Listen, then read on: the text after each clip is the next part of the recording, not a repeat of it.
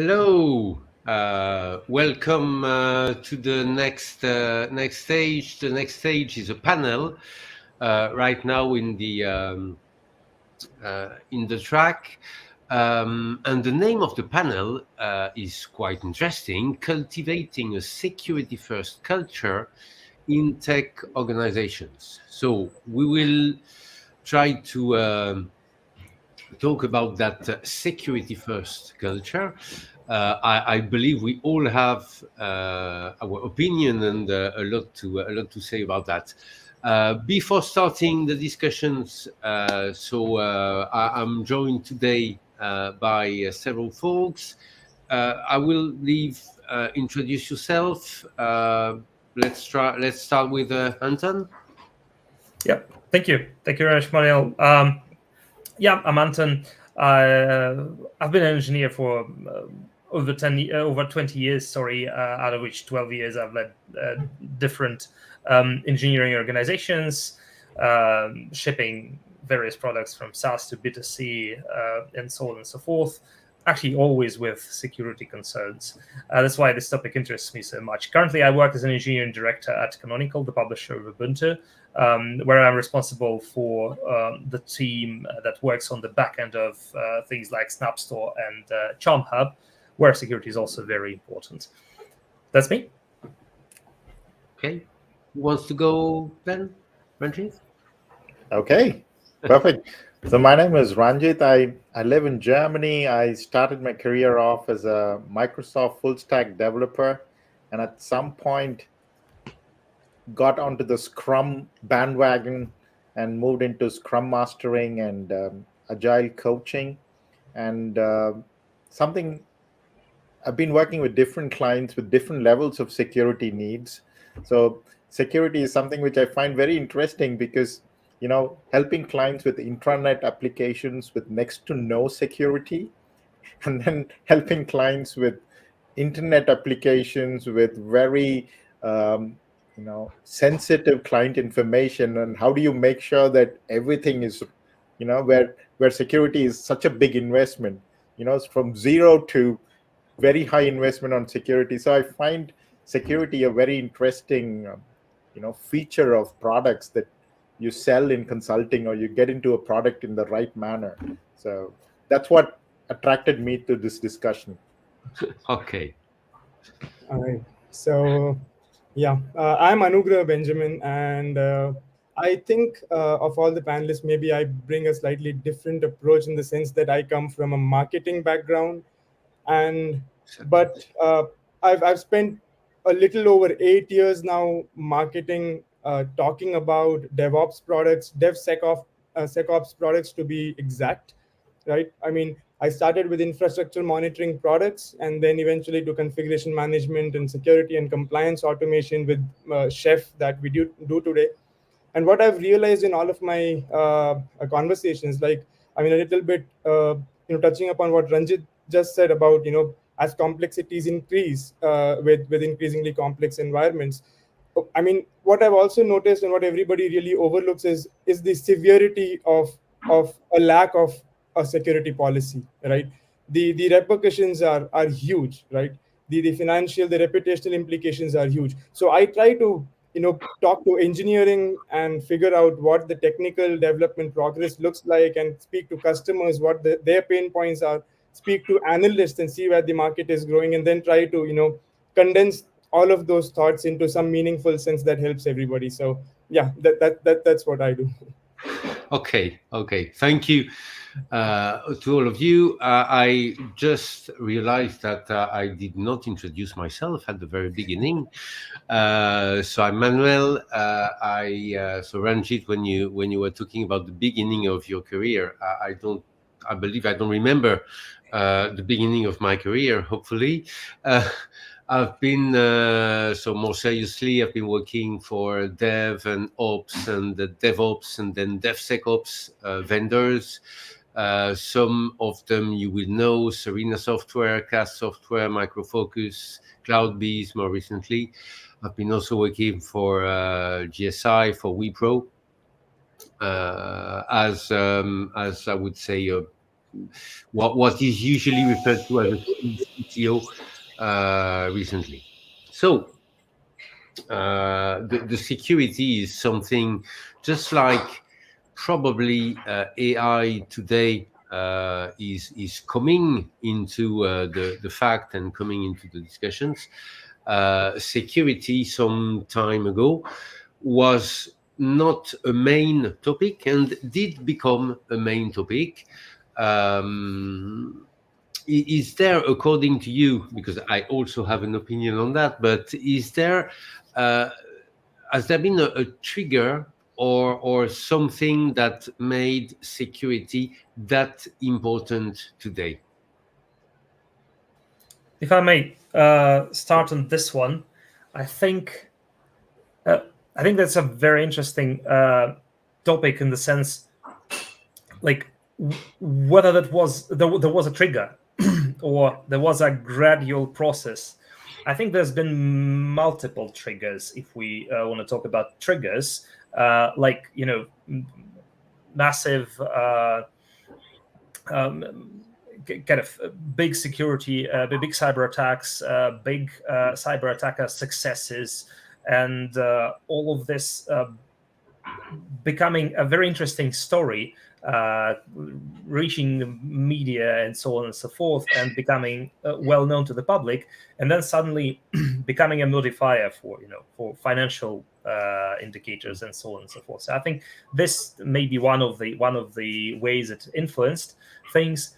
But I would say maybe another big component is how dependent everyone now is on someone else's software, on open source software, where basically one vulnerability of an underlying library can expose lots and lots of systems at once, and it's hard to protect yourself from this, apart from like not using open source, which is hardly possible today.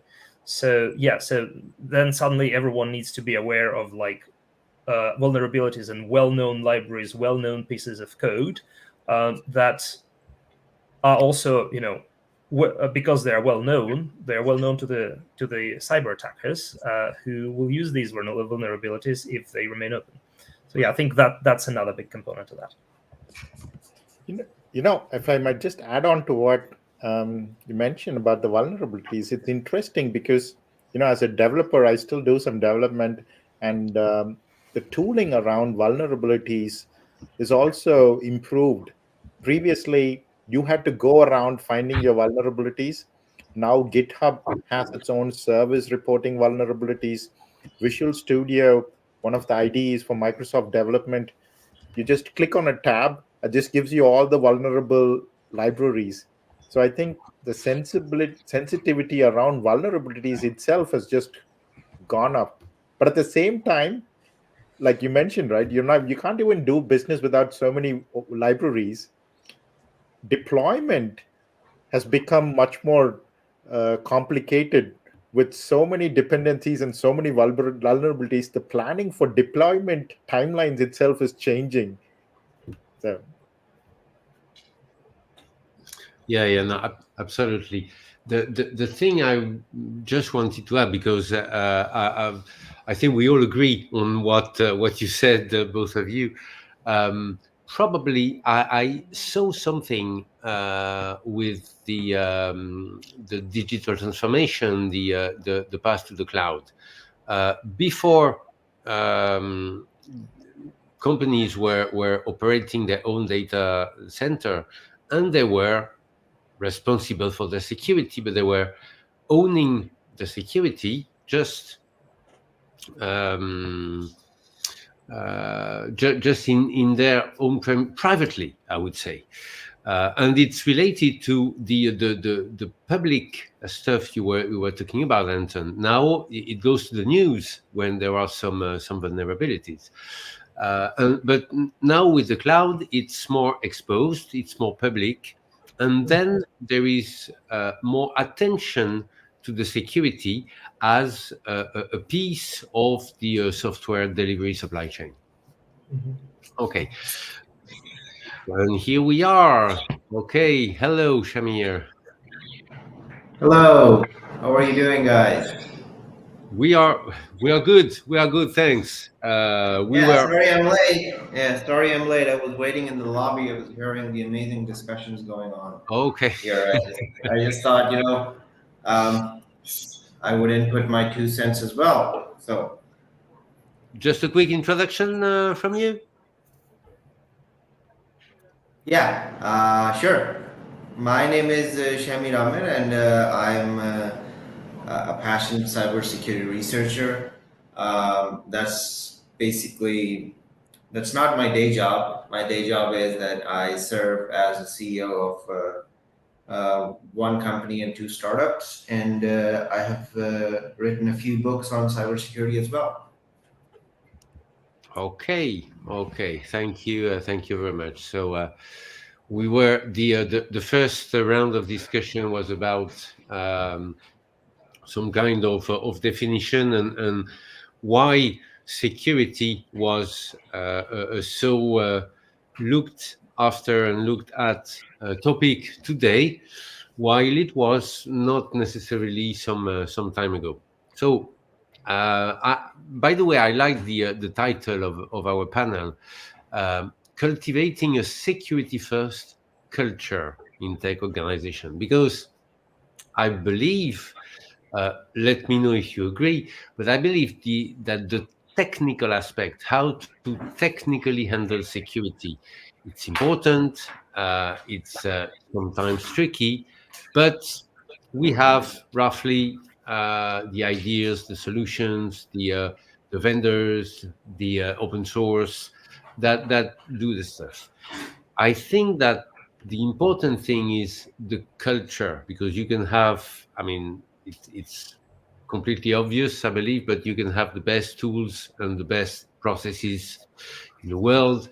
If you don't have the security, in our case, instilled in the culture, it's quite difficult to move forward. So, do you have so what contributions do you have on that? Do you have some examples of uh, organizations where the culture is there, but maybe some other organizations where it's more difficult to make the culture enter in the day-to-day life? Yes, Go on. it always security. It always comes down to the culture. You know, we've been hearing this for a very long time, that there is no patch to the human stupidity. You can have $100,000 firewall in place, but if the person operating that firewall, or if the person that is behind the computer keyboard, if that person clicks the link, opens a file that they're not supposed to, then the whole concept of that equipment is lost. We have examples. The biggest oil pipeline hack that I mentioned in my presentations, the Colonial Pipeline, that was because of a password leak of a legacy VPN software. Then we have the Uber hack that happened. That was because the attacker was continuously pinging the system administrator to accept the MFA login request. And once they did, Uber got hacked. We have countless examples of things like these happening. So, and it's not hard per se. Okay, it's not. It's a process. If you train your people, if you gamify the security process, security awareness process, um, and if the employee is a loyal person and they want the organization to succeed, and the only bridging gap is the learning part, right? And the education is very easy to impart. So my input in that would be, from what I said earlier, is that security as a culture is a process. It is you can't shove it down people's throats. You have to let them digest it gradually and organically. And once you do that, it's just a matter of time before people learn it. If I may add, Oh yeah. actually, it's interesting how the topic of our discussion mentions security first culture and how it kind of hints on this, the shift left principle. So think about security early in the process and not later, and so on. Whereas I find it much more valuable to actually have security awareness that sort of makes it organic, like natural for the security question to come up earlier in the process. So if there's security awareness of the particular bits of security that are important at the particular company, then it kind of things start almost working on their own. Of course, there needs to be need to be processes defined. There needs potentially to be some security training or like a lot of different types of security training done. But the first and foremost, the thing that I do first and foremost would be kind of learning about the threats, learning about what sort of attacks are we trying to protect ourselves from, and so on and so forth. And that happens perhaps not even on a full team level. That can happen like with a small group of security experts, and then with this knowledge, then we can go to the teams and say, okay, look what we know. How about we now understand what to do to kind of continuously protect ourselves from that? Yeah, And that's where the shift left happens. Go on, please. Yeah, if I can just quickly, I mean, I can relate to everything that was just said quite closely, because I see this happening every day within my own org, right? So one of the thing is, and we call it, and I'm not sure if it's quite popular, but we call it democratizing DevOps, right? Or democratizing DevSecOps, right? Where every stakeholder is aware of what's happening, so they don't have to, seek individual experts to, for that knowledge transfer to happen. If things are transparent, if every stakeholder is informed, aware, and decisions are taken, based on that fundamental, source of truth, right? And having said that, even when you look at individual teams, right, and this is something that we practice, what we preach even within our own orgs, in the sense that we identify and nurture internal champions, right? These security champions or compliance champions, right? So we nurture these internal champions who then, seek other teams, and this information is then trickled down over in meaningful parts to all, members who might be involved in these projects in the future. So it is, a subconscious way of embedding, this sort of culture, where we make it known that security, compliance, these are not responsibilities of isolated teams, right? Security is a shared responsibility. Everybody is an equal participant, everybody is an equal stakeholder. And not to belabor the point, but if I can quickly share an anecdote, right? So when GDPR came to be, right, so I remember it was a huge turmoil within my own product team, because I was tasked with, the application of, making sure that we comply on all fronts with these regulations, right? And that is, how do we collect data, where do we process this data, how do we save this data, all of that details, right? And that is when, it was a startling revelation that the amount of accountability we assign to security is perhaps incomparable to any other role, right? Or any other aspect of software development, I would say, right? A security flaw, right? The repercussions of a major security flaw is not the same as the repercussions of a broken feature, right? So even internally, the accountability is massive, right? And that sort of accountability, that sort of responsibility is what manifests in the form of these tidbits of information that we consume in a holistic security-based environment, right? Hey, I like that point you made about that internal champions, and to just give a metaphor, right? A lot of companies have, for every floor, they have someone who's gone to the first aid course. right? And Better they are safe than sorry. they are the go-to person if there is a first aid problem. So Yeah, just to learning CPR, right? yeah, Yeah. The one so who's what the if we first have one a to learn security CPR? person for every floor, and you go to that person for security? Because for a lot of my clients, I notice this: once a year there is a security awareness training, and everybody pushes it away till the end, and then they say, I'm going to stop your access if you don't do that training, and then everybody runs to do that training, but that's it. Never again are they thinking about security. But if we have these kind of internal champions who are like on every floor, maybe it becomes more relevant. I mean, Yeah, and that I mean, I strongly agree with that. I would say the decouple of, we're talking about shift left. So shift left means doing more things, more tests, more scans on the left hand side at the beginning of the development. But in the meantime, what is done by the development teams in that shift left spirit should be defined by the security champions for the security. And I mean, it can apply to any kind of test or scans, or I would say verifications that we want to do on the left hand side. And this is something, I mean, in my experience, the last projects I was part of, we've been working like this, promoting shift left. But in the meantime, make sure that one of the risks of shifting left is that developers are loaded by more activities.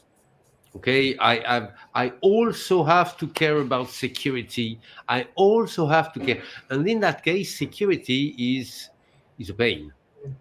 And in that case, if it's a pain, it's more difficult to put it in the culture because it's a pain. On the other hand, if we tell the development teams, okay, we will shift left, but all the facilities, all the tools that you need, all the processes, the pipelines, whatever you need to ensure security at your level, we will provide you. Okay? You don't have to care, because security champions, security people, will define the level of security you need. They will define the way, the corporate way to achieve that security level, and will provide you with everything that you need to achieve that. If you want to contribute, you're very welcome, because we have to involve you if you want to participate. Of course, we always accept incoming skills, but if not, you can just consume what I have, what I provide. And in that case, from my point of view, this is something that does work, because it's oriented on, I mean, our topic today, culture, how to instill in the culture that security stuff. We've been talking about security champions. Are there some specific roles in, because we want people, I mean, listening to that panel, bringing home some best practices, some ideas, some keywords. And some of the keywords, I believe, in security are, what are the typical roles of the people? I think one important thing that I always found important in sort of engineering organization design, so to say, was not to confine the security champions in one team sitting somewhere that will solve everyone's problems, because very quickly this team becomes overwhelmed. We can say, okay, no, this team now needs to review every design. This team now needs to do this, needs to do that.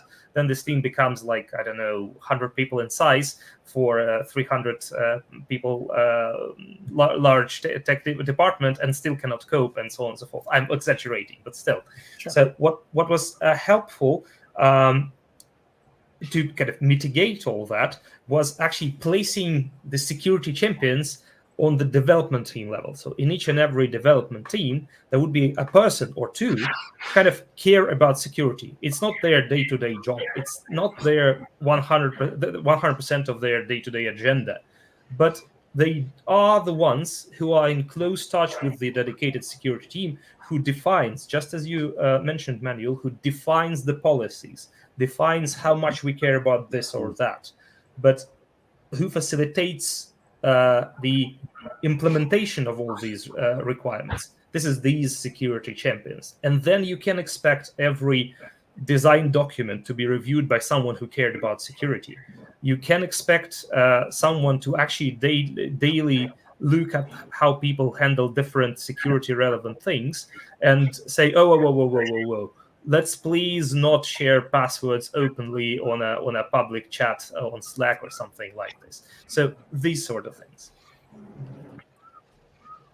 I mean, just to add on that, right? I mean, it's interesting, adding those security champions. One thing I've noticed in, there's one company policy which I found interesting is anywhere in the company, if software goes to production, one of the steps is that security gate you need to pass. And the security gate is normally, defined by the security team.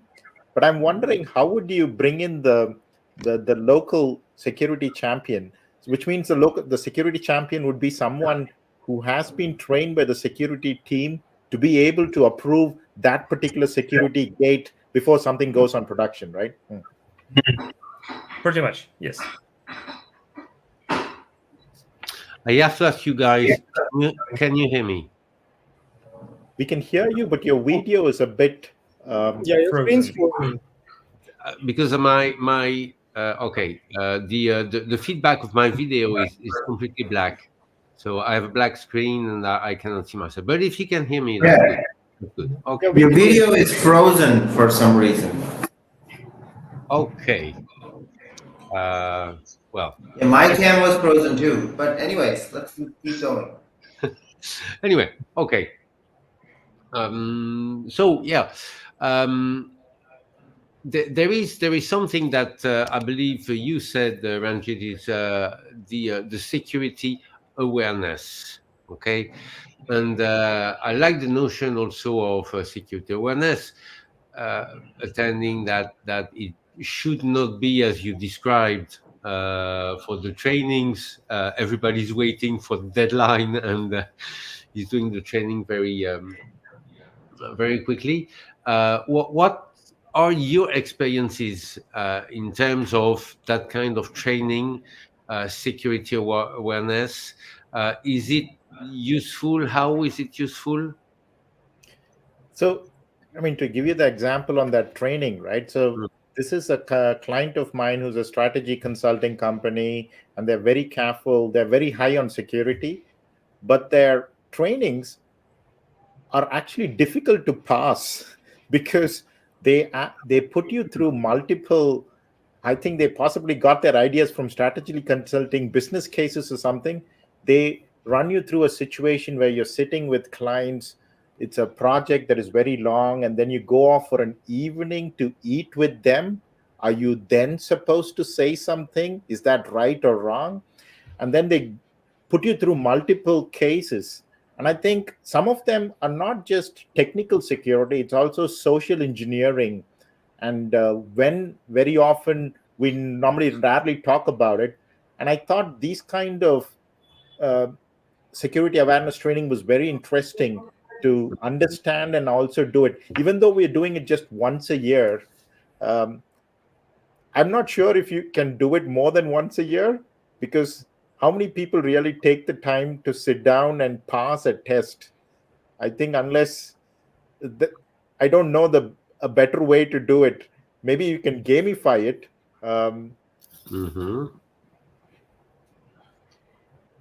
Yeah, no, gamifying could be probably a good idea.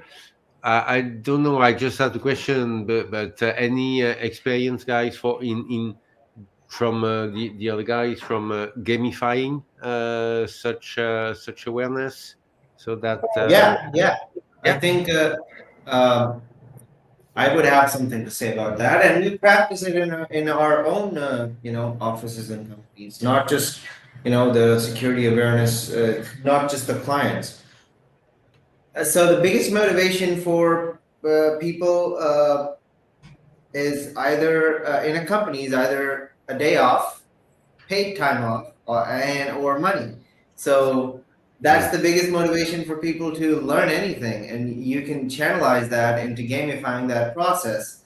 For example, what we do here is we randomly throw out phishing emails from different providers, and we reward people with an hour or 2 hours off based on what the result of that exercise is. Similarly, what they earn is something called points, and on specific points you can either redeem one of your leaves into an encashment scenario, or you can use it at the end of the quarter. We announce the best, the top most engaging employees, and we send them on a trip or with their families. This is the best way to instill security. You cannot give them a YouTube video and expect them to digest and learn it out. It has to be a motivational factor. People look at it as an expenditure, but you shouldn't. You should look at it as, what if this person clicks on a bogus or a malicious link? What is the amount of money that I'm going to lose against the $200 or $400 dinner that I'm going to provide them, against them not clicking it? So that's a way to gamify it. Actually, I love this this system that you described. So it's really something that I think can move people to pay attention and, most importantly, practice the skills and in a safe environment of the phishing emails generated by you. So it's a bogus link. Some people will click it, but with no effect, and then they'll learn and they'll be motivated to look at it. It's great. I wanted to add on to the lens we're looking at security problems through. That I think it's very important to kind of recognize that security topics, for very, very few companies, security topics are actually something that brings profit. For most of the companies, security topics are actually something that mitigates risks, and mitigating risks is always something where we're tempted to say, okay, so like this is our estimation of the likelihood this risk kicks in. Yeah, the losses may be catastrophic, but the risk is really low, right? So we can continue ignoring it for a while more. So there needs to be a really good system to model the cumulative effect of all the security risks we are putting ourselves as a company under. And then if the CEO says, oh, okay, no, the probabilities that you're suggesting are too high, then you kind of reduce them a notch and say, okay, so we're at a potential risk of losing not $2 billion, but just $1 billion. That makes it a lot better, of course. So just to show the magnitude. But I'm very curious how marketing people look at it. What would you say, Anugraha? Yeah, so I was just about to comment, but glad that you brought me in on it. Is that when all of these conversations with the C-suite executives, right? So one of the fundamental tenets that I believe in establishing a security-first culture is that it should more often than not come from the executive, right? There should be executive buy-in that supports the implementation of strong security procedures and policies and things like that, right? I mean, we might have 100 security champions in our individual application development teams, right? But unless there is executive buy-in that sees the vision, that understands the repercussions of non-compliance, and then supports the building of that holistic technology, and of course, to establish a comprehensive security or compliance framework, it does cost money. But then again, like Shamir alluded to earlier, right? Where are the right incentives, right? You incentivize people to do the right thing in terms of security, but it's also about the trade-off that you are going to make. Do I invest 200,000 to support a fleet of say 5,000 nodes by implementing some tools that can automate stuff for me, right? Or let's say, do I have to spend on training people in these fronts, right? Is that 200,000 against a 2 million non-compliance fine or a penalty? The trade-offs are just, I mean, it's a no-brainer that the trade-offs are massive, right? So to have executive buy-in is perhaps I see today that in my own experience, when I talk to customers, the fast growing, the high-tech organizations, they are never reluctant to implement or try a new tool or a new technology, right? No wonder they are at the forefront of any technological revolution or pioneering some change, because they are not reluctant to try these things, right? It is usually organizations that that, I mean, I, I wouldn't use it in the sense that they aren't as innovative in that sense, but innovating at certain pace requires breaking certain things, trying new things, and adopting new things to support these evolving scenarios, right? So yeah, that is my opinion on these things, that again, it should come from the top as opposed to going from the bottom and convincing the management to see the value in it. Hey, one thing I've noticed with the entire, the security discussions, right? If it was a finance client or if it was a medical client, somehow security is not even discussed. It just becomes part of the sold, it's budgeted in. But if it is anything other than that, where there is no person who can get medically affected, or no person whose bank account can be withdrawn completely, everything else, even if you can lose a lot of money, security is not very often sold as a part of the budget. And then it's just somebody hiding that security audit into another budget. So how does this become in, how do you sell this, or how do you budget it in from the beginning with the proper selling point? There has to be, I'd be interested to know how you guys see it. No, I mean, if I can just add a comment, as a response, there is that, I mean, this panel discussion that we are having is a great testament to the fact of how important security has become today, how mainstream it has become today, right? So in some ways, that decision making is not that uphill a climb as it used to be, right? I mean, I would argue that maybe it is still, security is perhaps still an afterthought, maybe in some growing organizations, but but I but I think, in my observation, I've seen the large organization, at least, I think perhaps because there is more to lose, the risk factor is enormous when you operate at a very massive scale, that the management is usually supportive of these endeavors, right? I mean, again, in the macroeconomical sense of things, profits outweigh everything, right? So when you do the plus and minus of everything, I think sound leaders actually see that the value is in investing in security today, to avoid that $1 million, perhaps $1 billion damage, let alone the reputational damage that comes along with it.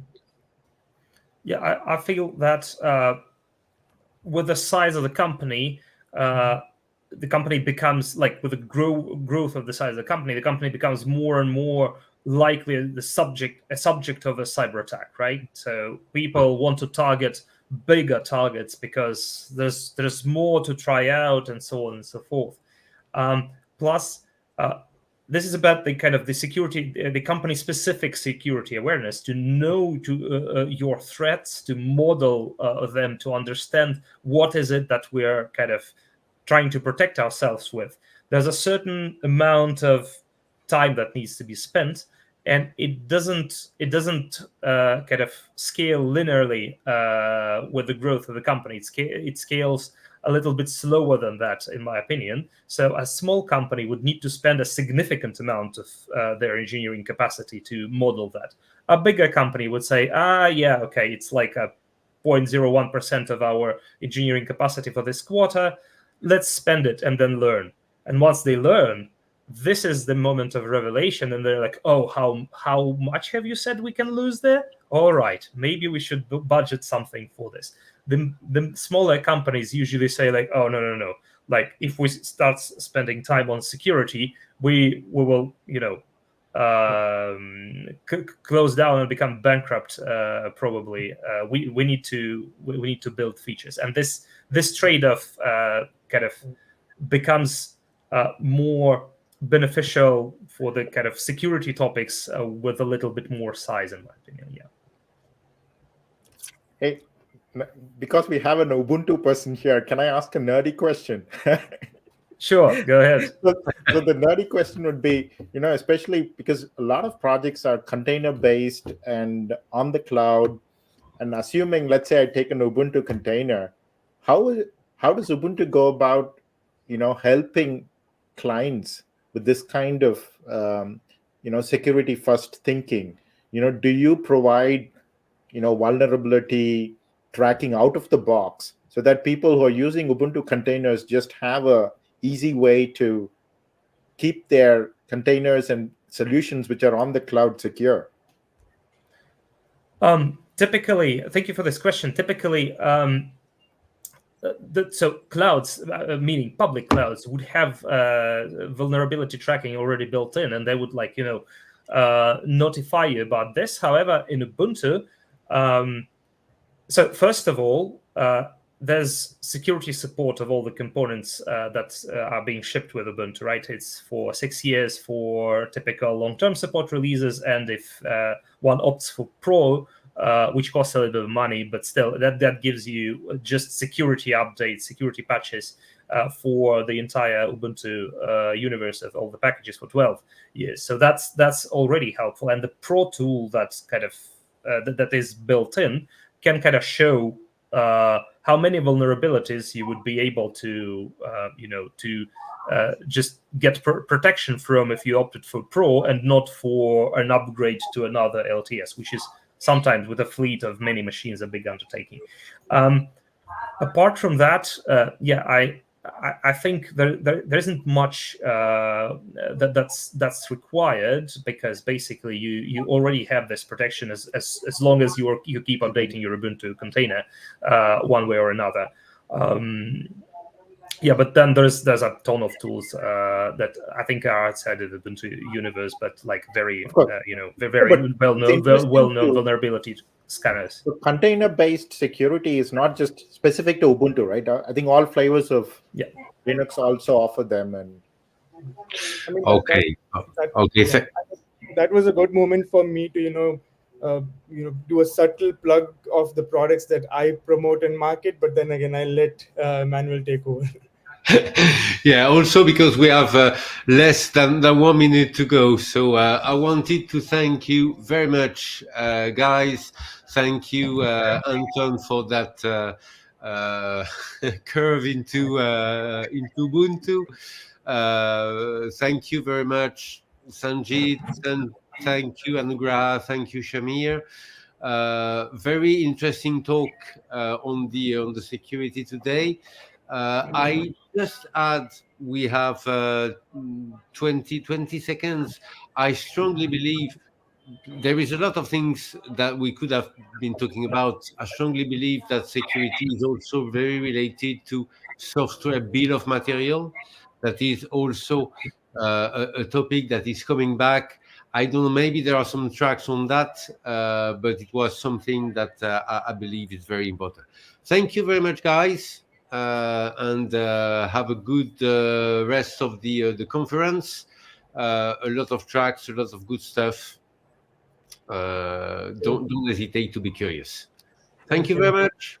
Have a good Thanks a one. lot, everyone. Thanks, Thanks to the Manuel. audience. Thanks, everyone. Cheers. Bye. It was a fun discussion.